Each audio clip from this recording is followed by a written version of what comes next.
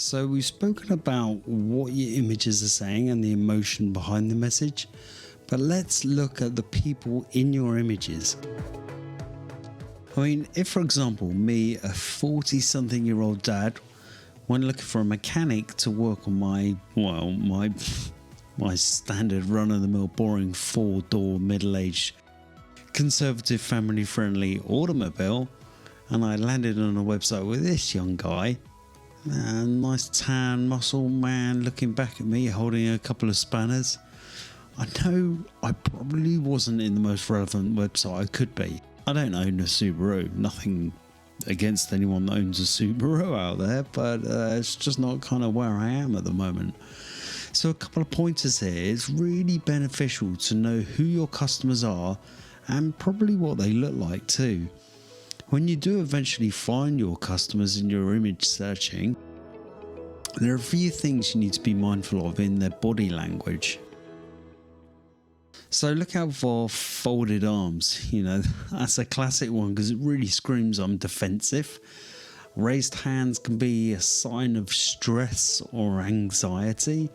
Hands on hips can be seen as someone who's indignant or annoyed. And someone looking down at you can also be seen as maybe as an intimidation.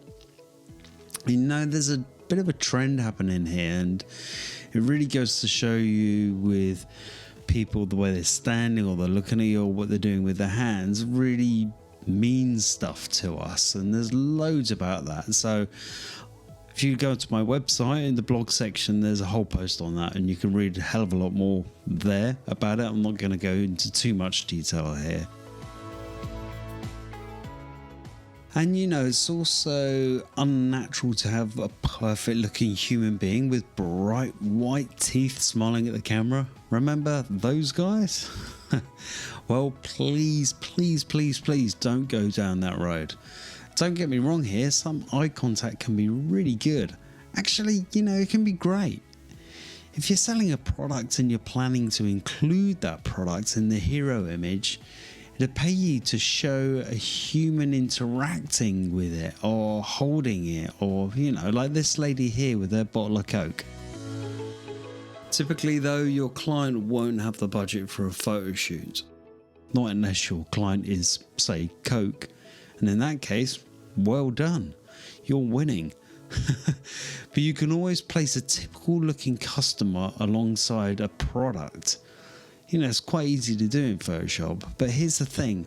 Have that person looking at the product, smiling at the product, loving the product. Why?